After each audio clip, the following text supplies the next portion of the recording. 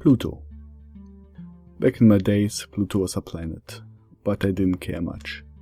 It was in my school book along with the other planets and I learned their names. But back then, other stuff was more interesting than some rock far away, lonely and cold. On the other hand, this part of our culture, and the more we find out, the more interesting this rock becomes. Not only it is fascinating, but also good looking. Pluto was discovered on February 18, 1930 by Clyde Tombaugh.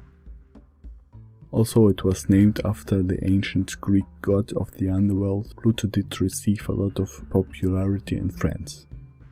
This fascination led us to a big collection of information over the years.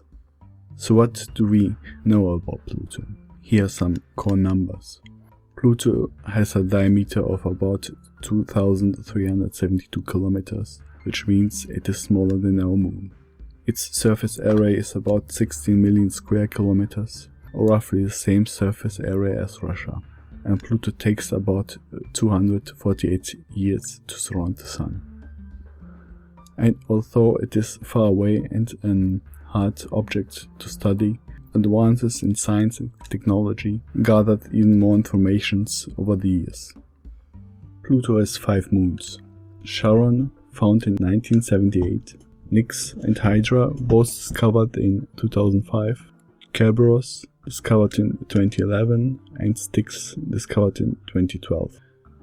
Charon is the largest and most massive of the moons. With a mean radius of 604 kilometers, it is about half the size of Pluto itself.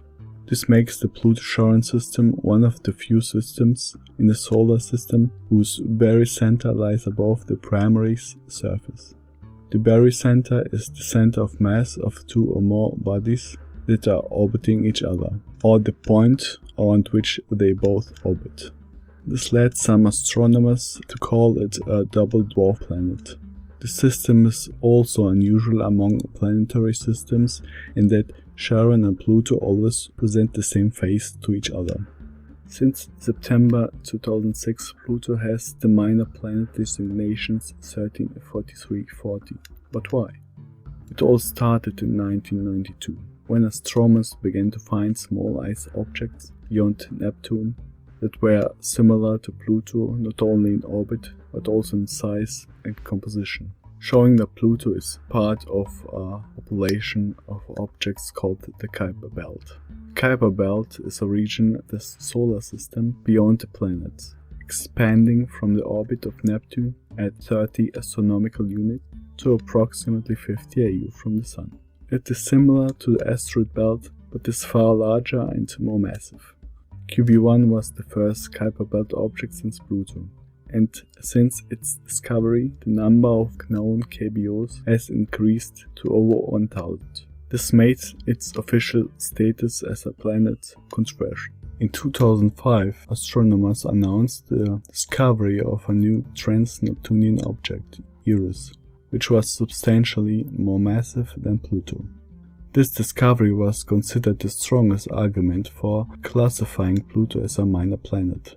And so in 2006, the International Astronomical Union created an official definition for the term planet. First, the object must be in orbit around the Sun. Second, the object must be massive enough to be rounded by its own gravity. More specifically, its own gravity should pull it into a shape of hydrostatic equilibrium. Third, it must have cleared the neighborhood around its orbit. Pluto fails to meet the third condition, because its mass is only 0.07 times that of the mass of the other objects in its orbit. The IAU further decided that bodies like Pluto, that meet criteria 1 and 2 but not 3, would be classified as dwarf planets. So in September 2006, the IAU included Pluto and Eris in their minor planet catalog, giving them their official minor planet designations. Nonetheless, the fascination about Pluto did not stop.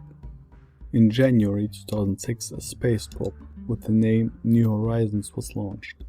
Its destination was Pluto, and it carried about 1 ounce of Clyde Tombaugh's ashes on board to commemorate his discovery of Pluto in 1930. The space probe arrived in July 2015 and gave us some more information. Not only did we got a better look at our favorite rock, we also gained some knowledge about its atmosphere. Pluto has a thin atmosphere consisting of nitrogen, methane, and carbon monoxide, which are in equilibrium with their ices on Pluto's surface. The reddish-brown appearance of Pluto's surface is most likely attributable to tholins. Tholins are a class of molecules formed by solar ultraviolet irradiation of simple organic compounds such as methane or ethane. Tholins do not form naturally on modern-day Earth, but they are found in great abundance on the surface of ice bodies in the outer solar system. A wide variety of soil bacteria are able to use tholins as the sole source of carbon. It is thought tholins may have been the first microbial food for heterotrophic microorganisms, before autotrophy evolved. Pluto is still fascinating no matter its classification. It is the king of the Kuiper belt and the biggest objects in a barely explored region of our solar system. New Horizons has left Pluto on its way through the Kuiper belt to broaden our knowledge on this interesting area.